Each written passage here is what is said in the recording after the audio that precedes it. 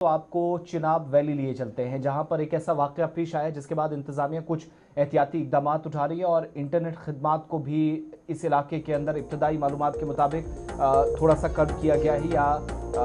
इस अफसोसनाक वाकये के बाद शुरुआती जो रिपोर्ट्स हैं कि डोडा बदरवा की एक जय वैली है जहां मुबैना जो मवेशी स्मगलर है उसकी हलाकत हुई है। और अब हमारे ज़राए ये बता रहे हैं कि इस मामले में हथियार छीनने का वाक़ा पेश आया और हथियार छीनने की कोशिश को नाकाम बनाने के दरमियान पुलिस ने एक शख्स को यहां गोली मारी है। दहशतगर्दी का इस वाक़े से कोई ताल्लुक नहीं है, ये भी कंफर्म हो रहा है। और जब झड़प हुई है तो पुलिस एहलकार एक जख्मी भी हुआ है, इब्तदाई मालूमात हैं जो हमें कंफर्म हो रहा है। जय वैली डोडा जिले में जहां पुलिस कार्रवाई के दौरान एक मुबैना मवेशी स्मगलर हलाक हुआ है, एक पुलिस एहलकार शदीद जख्मी हुआ है और पुलिस के मुताबिक इस वाक़े का मिलिटेंसी से, दहशतगर्दी से कोई ताल्लुक नहीं है। पुलिस ज़राए इस बात की तस्दीक कर रही है कि ये जो पिछली रात गुजरी है दरमियानी शब जय वैली के इलाके में मुश्तबा नकलो हमल या सस्पिशियस मूवमेंट की इतलात मौसूल हुई थी और पुलिस टीम ने चंद अफराद को रोकने की कोशिश की। ज़राए ये भी बताते हैं कि इसी दौरान एक मुश्तबा शख्स ने मुबैना तौर पर पुलिस एहलकार का सरकारी हथियार छीनने की कोशिश की, जिस पर हाथापाई शुरू हुई और कशमकश के दौरान अचानक गोली चली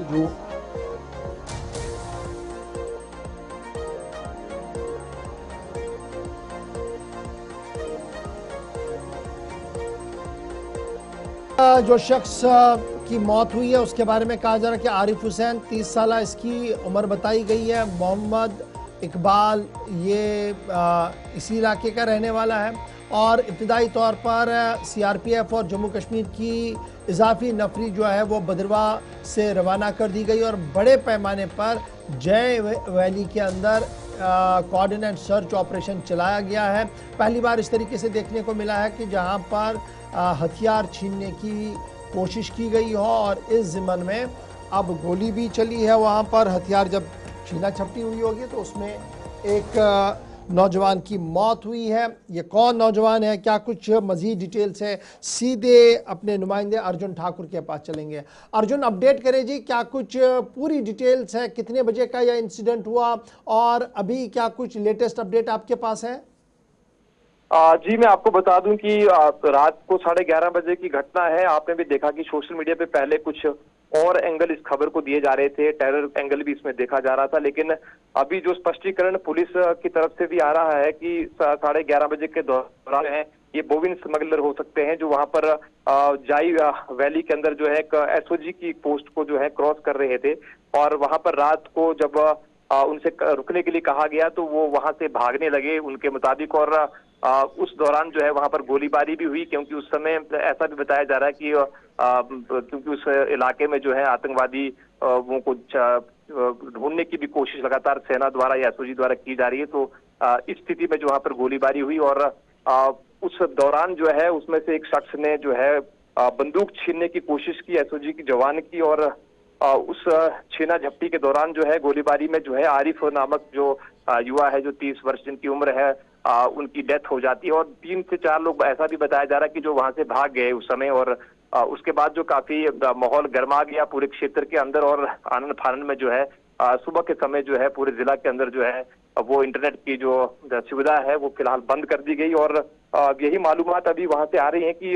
बोइंग स्मगलिंग हो सकती है, क्योंकि इसमें अभी तफ्तीश जो है वो जारी है, क्योंकि फाइनल इन्वेस्टिगेशन के बाद ही मालूम हो पाएगा कि असल वजह क्या थी। लेकिन फिलहाल 30 वर्षीय युवा जो है इसका शिकार हुआ है और क्या वो बोइंग स्मगलर था या कुछ और इसमें एंगल निकल करके सामने आते हैं, आने वाला वक्त बताएगा। लेकिन फिलहाल आरिफ जो है वहां पर, और साथ में आपको बता दूं कि 3 SOG के जवान भी छीना झपटी के दौरान जो है वो भी जख्मी हुए हैं, जिन्हें GMC डोडा और SDH भदरवा रेफर किया गया था और